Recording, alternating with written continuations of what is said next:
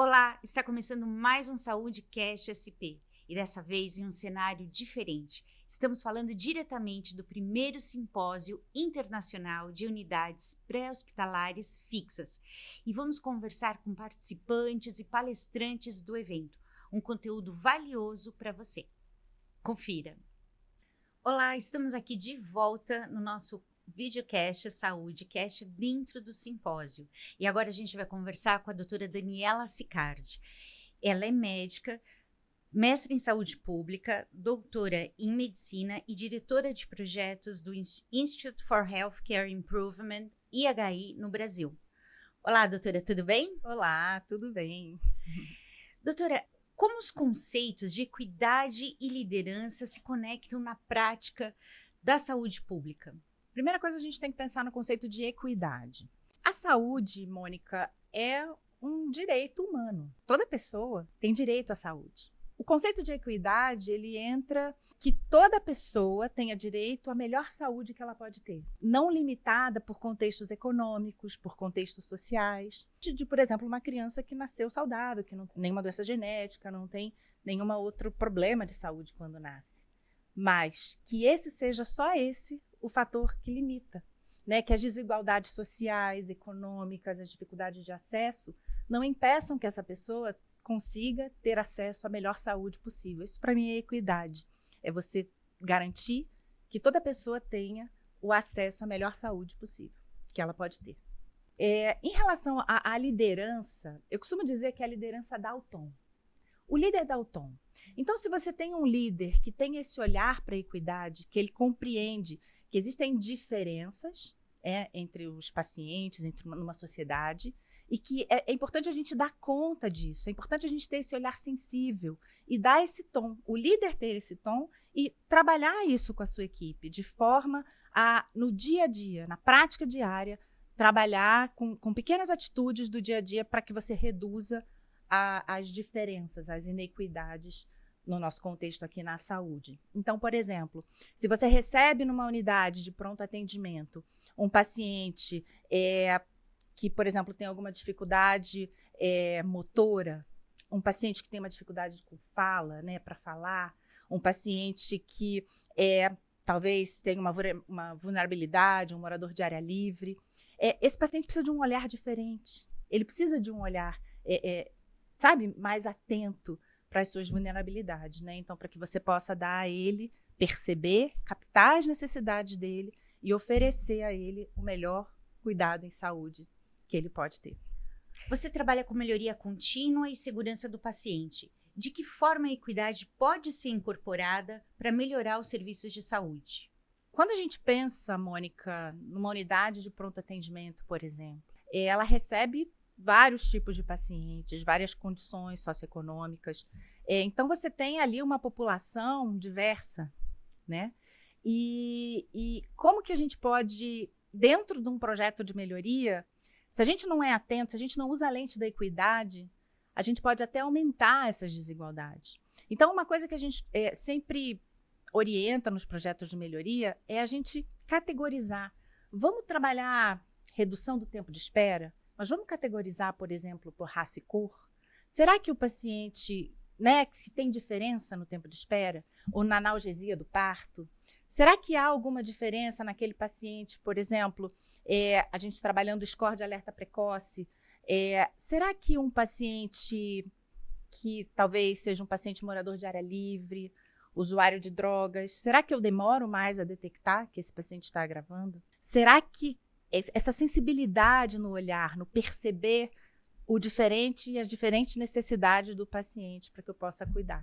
Então, o projeto de melhoria, quando você vai trabalhar num projeto de melhoria, você tem que estar o tempo todo com essa lente, a lente da equidade. Então, olhando, né, categorizando os dados pelos diferentes grupos, para ver se há alguma diferença nos teus dados, se você precisa de alguma intervenção específica, mais num nicho, num grupo, para que você possa reconhecer e cada vez diminuir essas desigualdades para a população.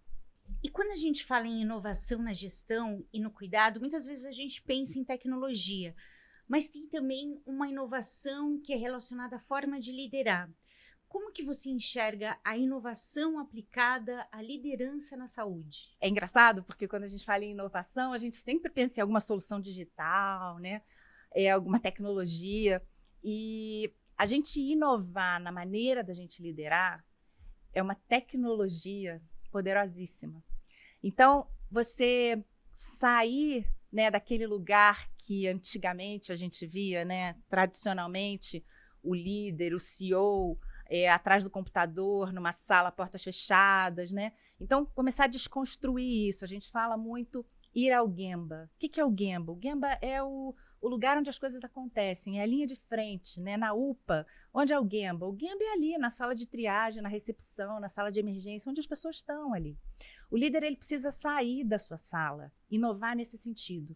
Sair daquele ambiente fechado e chegar lá no mundo real, na ponta. Ouvir os pacientes, ouvir os colaboradores, ouvir suas dores, suas dificuldades, estar ali junto. Essa é uma maneira linda e acho que é a única que eu conheço para a gente inovar numa liderança. Né? A liderança ela precisa estar próxima, ela precisa estar atenta, ela tem que ter uma escuta ativa. A liderança ela precisa criar, e é responsabilidade da liderança, criar um ambiente em que haja segurança psicológica, que a pessoa possa dizer, falar sobre os seus desconfortos, falar sobre aquilo que ela não concorda. Então, existem coisas assim no dia a dia, na prática diária, por exemplo, uma ferramenta que nós estamos usando com as UPAs desde o início do projeto, UPAs em Ação, são os huddles. O que são os huddles? Os huddles, sabe o futebol americano, quando os jogadores se juntam num círculo e combinam a próxima jogada? Isso é um huddle. É aquela conversa de 2, 3 minutos para a gente combinar o jogo, combinar a próxima jogada.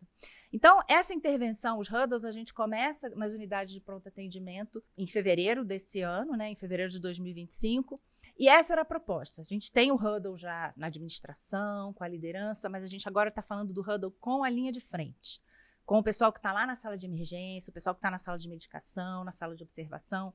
Vamos começar a fazer huddle. E é tão interessante porque as pessoas começam a se sentir ouvidas. Elas começam a sentir que elas têm voz, que elas são parte daquilo. São tantas experiências que a gente teve, né? Os huddles são essas mini reuniões. Por definição, devem ser feitos em pé. Então, não é ninguém sentado na mesa, cadeira, cafezinho, nada disso. É em pé, no máximo 5 minutos, e é quando a gente combina o jogo. Exatamente como no futebol americano. E aí, gente, bom dia, boa tarde, tá tudo bem? Alguém faltando? Temos algum atestado? Né? Como é que já remanejou a equipe? Todos os equipamentos? Algum equipamento que precisa verificar? Então, assim, rapidinho, tem um roteiro para esse huddle. Algum motivo para celebrar? Chegou tal equipamento que estava consertando. Hoje é meu aniversário. E aí a gente começou a trabalhar com as UPAs em fevereiro, com os huddles, com a linha de frente. E foi tão interessante porque, por exemplo, a gente estava numa unidade, numa sala de observação. Primeiro as pessoas ficam assim, né, e falam, pode falar? Eu disse, não, é para falar aqui, vocês podem falar. E aí uma técnica de enfermagem falou assim, bom, tem aqui esse armário, né? Aí me mostra o armário. Tá sem porta, né? Uns 2 anos já que esse armário tá sem porta. Eu falei assim, tá. Ela falou assim, tipo assim, o que essa minha liderança tá fazendo que não vê que esse armário tá 2 anos aqui sem porta, né? E foi muito interessante porque no huddle, que é onde a gente combina o jogo, então eu tenho linha de frente, mas eu tenho a coordenadora da farmácia, eu tenho a liderança ali, presente, não lá na sala, fechada, ali. A liderança pôde esclarecer. Naquele momento, falou assim, não, isso é proposital. A gente teve uma visita, uma inspeção, e a gente precisava ter um armário em determinadas condições, mas que não podia ter porta. E aí a gente adaptou esse aqui, por isso que ele fica sem porta. E a técnica de falar, nossa, é isso. Sabe? Então, naquele momento, a liderança percebeu. Eu tinha uma linha de frente. Gente, o que acontece que essa liderança não vê que esse troço está sem porta há 2 anos? E ela entendeu. Agora, toda vez que ela chegar lá no plantão, naquela sala de observação, ela vai olhar para a porta e vai lembrar. Não, eu tenho uma liderança atenta. Ela fez isso porque teve uma inspeção. Então, o huddle, essa ferramenta poderosa de 2, 3 minutos, é uma coisa que custa R$0. R$0. E que todo líder pode fazer. E isso é uma forma dele se aproximar da linha de frente e criar esse espaço para a linha de frente perguntar. mostrar desconforto, mas o líder tem que criar um ambiente de segurança psicológica. Ele tem que querer ouvir e ele tem que criar essa gestão participativa, sabe? Quando as pessoas se sentem parte, quando as pessoas fazem fazer junto, fazer co-desenhar, os resultados melhoram, a gente começa a se sentir time e, assim, um efeito colateral muito positivo é a alegria no trabalho. A gente começa a se reconectar com o nosso propósito. Por que eu fui resolver na minha vida ser técnico de enfermagem, enfermeiro, médico? Porque você começa a reconhecer nos pares ali o mesmo propósito, né? Você começa a se sentir parte de um time. E a senhora falou do projeto UPAs em Ação.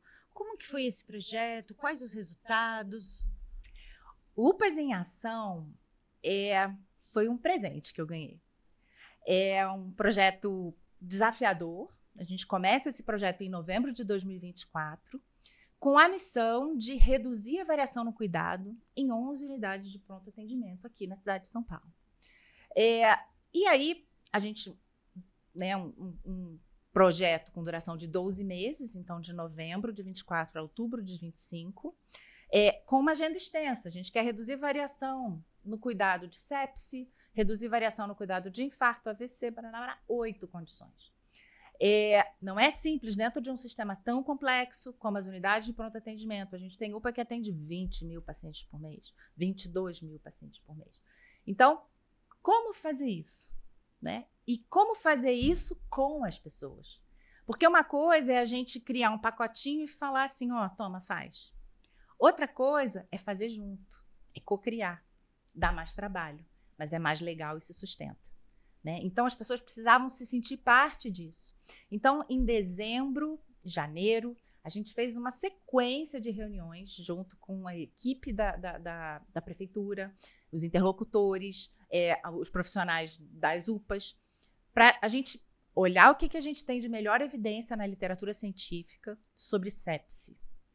Criar um pacote de medidas para sepse, para infarto, para AVC. O modelo de melhoria, né, o método que a gente usa, que é a ciência da melhoria, ele vem para justamente reduzir esse gap, essa lacuna entre o protocolo lindo que você tem lá na tua teoria, no teu computador, impresso numa pastinha bem bonita, com o que acontece no mundo real. Há uma distância muito grande entre o ideal e o real. E a gente decidiu, então, usar a abordagem dos 5 R's no UPAs em Ação. O primeiro R é reconhecer. Então, em todos esses 20 mil pacientes, 22 mil pacientes que chegam na UPA por mês, eu preciso reconhecer aqueles que têm uma condição grave. A maior parte dos pacientes são condições de baixa complexidade, mais simples. Mas eu tenho alguns pacientes ali que estão infartando, que estão com uma sepse, que estão tendo um AVC. Como é que essa enfermeira que está aqui vai saber pensar quem é o paciente? Então, o primeiro R é o reconhecer. O segundo R é o resgatar. Identifiquei que esse paciente é um paciente, pode estar infartando, pode ser uma sepse, né, uma ciência respiratória. Eu resgato esse paciente em até 1 hora. Ou seja, eu pego esse paciente, tiro dali e coloco ele num leito de emergência e já tenho um pacote padronizado de medidas para serem feitas na primeira hora. Então, e aí o time todo já sabe o que tem que fazer.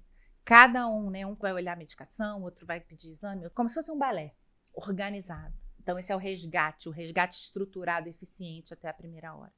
O terceiro R é o reavaliar. Então, eu reconheci, resgatei e agora eu vou reavaliar esse paciente. Respondeu, não respondeu as primeiras medidas? Já veio o resultado de exame? É sepse mesmo? Faz o reavaliar. E, ao final, né, isso no máximo 2 horas, desde a hora 0, quando o paciente chega na unidade, eu defino, esse paciente precisa transferir, não precisa transferir, e aí você faz o R4, que é o referenciar. Qual é o 5º R? O 5º R é o R do refletir. Refletir se esse atendimento que a gente acabou de fazer agora, transferimos o paciente para o hospital, alguma oportunidade de melhoria? Tem alguma coisa aqui que a gente pode aprender a fazer diferente? Né? Refletir sobre como foi meu plantão, refletir sobre, por exemplo, os casos de óbito que eu tive esse mês na UPA. Será que tem alguma oportunidade aqui? Então, refletir sobre a nossa prática diária, né? e ser melhor, aprender e fazer cada vez melhor. Isso é uma melhoria contínua, né? O Kaizen.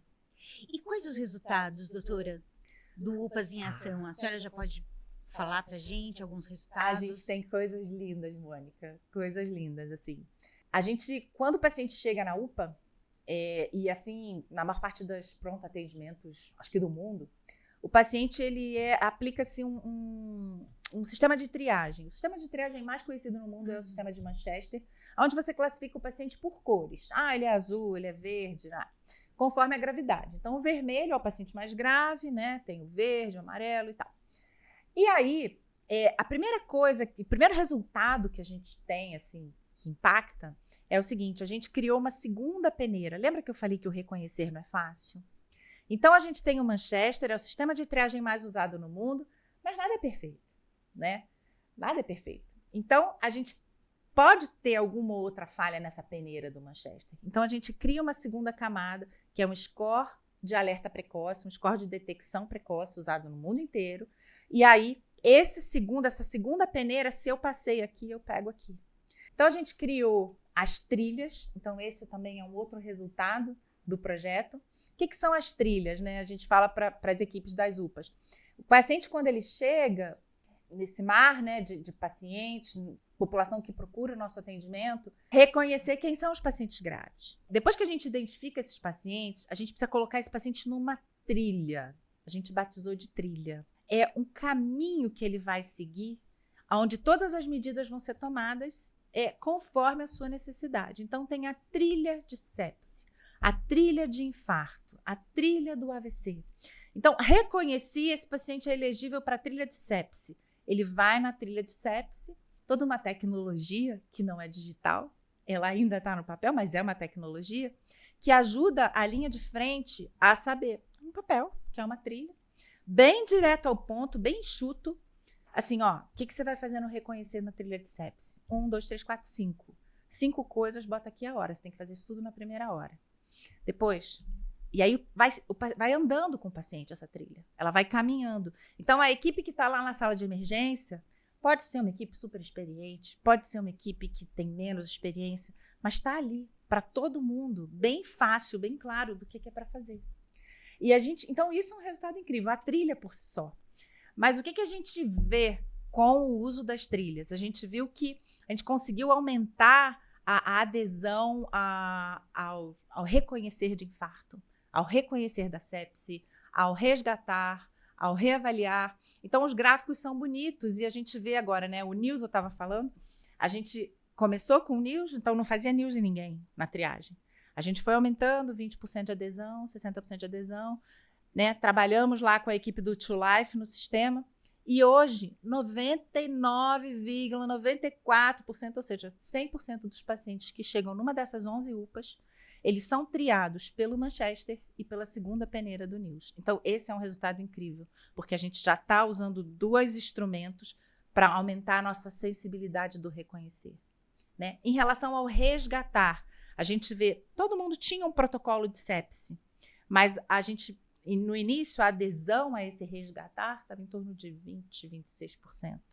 Se você olhar, você vê o gráfico, né, crescendo, e a gente sabe que é de verdade, né? A gente quer o 100%, e a gente está nesse caminho. Então, além dos resultados assim, clínicos que a gente vê, tem esse resultado intangível, assim, no ar, que é a alegria no trabalho. Então, a gente tem depoimentos das pessoas que trabalham nas UPAs, assim, sabe? De virar time, de alegria, mas assim, é um propósito comum. Eu não só chego aqui de manhã para trabalhar e vou embora e mais um dia eu vivi. Não, eu chego aqui, eu te encontro. O que a gente vai testar hoje? O que a gente vai fazer melhor? O que a gente vai melhorar? Então, eu acho que são resultados não só clínicos, mas também resultados para o time, né? Para a alegria. E isso aparece para o paciente. Não tem como. Uma equipe feliz, isso reflete no paciente, ela atende o paciente mais feliz. Isso faz diferença para o nosso usuário. E, doutora, o tema da segurança do paciente vem ganhando cada vez mais destaque. Qual o papel da liderança para transformar esse conceito em uma prática diária nas unidades de saúde?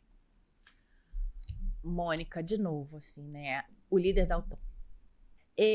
Uma liderança que enxerga a qualidade, a segurança do paciente como uma prioridade, ela vai dar esse tom e a sua equipe, os seus liderados vão perceber isso. Quais são os seus indicadores? Quais são as suas medidas? Porque é muito comum a gente ver indicador, por exemplo, de volume. Tantos mil pacientes atendidos por mês. Tanto não sei o quê. Tá. E os seus indicadores de qualidade? Qual foi o seu percentual de adesão às medidas de primeira hora na sepse? Qual é o seu tempo médio de transferência de um paciente com AVC? Né? Então, você vai trazendo isso para a prática diária, para a conversa do dia a dia, para o seu jeito de fazer. O seu jeito de liderar é um jeito que tem esse olhar, não só da equidade, mas também o da segurança, da qualidade. Você passa a liderar, a fazer uma gestão baseada em dados e baseada em não julgamentos. Precisa criar uma cultura de aprendizagem. Uma coisa que a gente costuma falar muito no IHI é o seguinte: os dados, os indicadores, eles são para aprendizagem, eles não são para julgamento, eles são para a gente aprender. Gente, tá ruim esse indicador aqui. Que ideias de mudança a gente vai gerar? Nós precisamos pensar fora da caixinha. E aí, brainstorm do time. Todo mundo tem voz. Isso é uma outra coisa. Sem as hierarquias, um espaço seguro, todo mundo aqui conta. A opinião de todo mundo conta. Se ele começa a colocar isso nas suas atitudes diárias, não tem como a equipe não perceber que isso é um valor importante. Então, um líder ele pode inspirar a equipe e pode revolucionar o ambiente de trabalho. Uma liderança que serve, que é próxima, que cria um ambiente seguro, de gestão participativa, né? Assim, que lidera o time, que vai junto, que isso faz muita diferença. Você pode ter um ambiente que você tem uma equipe muito engajada, uma equipe de linha de frente, assim, que quer fazer. Mas se eu tenho uma liderança que não compra, agora se eu tenho uma liderança que já comprou a ideia e que fala, vamos, eu vou com vocês, é mais do que meio caminho andado. E, doutora Daniela, como você vê a sua participação no primeiro simpósio internacional de unidades pré-hospitalares fixas? Mônica, assim, eu estava dizendo mais cedo, assim, eu não podia estar mais orgulhosa, né? Eu nem sei se eu sou a pessoa, eu nem sei se sou eu, né, que tenho esse direito de estar tão orgulhosa, mas eu fiquei emocionada quando eu vi o convite pela primeira vez, porque o que está sendo construído é algo muito poderoso mesmo, e trazer isso, essa organização de um simpósio, 2 dias, falar sobre isso, colocar as UPAs, no holofote das ações, falar de equidade, falar de inovação em saúde, isso dentro desse nosso contexto das unidades pré-hospitalares, isso é tão poderoso, porque eu acredito que a gente está trabalhando aqui no UPAs em Ação com 11 unidades, mas o que a gente está aprendendo, o que a gente está construindo, com certeza, se aplica a outros lugares. A gente tem um potencial imenso de impactar o país, de trabalhar isso com escala mesmo. E isso, você imagina isso transformando para as pessoas que trabalham em unidades, para os colaboradores e para os pacientes, né? Assim, para a sociedade como um todo. É um impacto muito grande. Só tem que parabenizar a equipe da prefeitura, o time. É o meu sentimento, assim, emoção, alegria, gratidão. É muito legal. Doutora Daniela, muito obrigada pelo papo, por essa conversa inspiradora. E você continue acompanhando os nossos videocasts aqui direto do simpósio. Também fique ligado nas nossas redes sociais, curta, compartilhe, comenta e nos siga também. Até mais!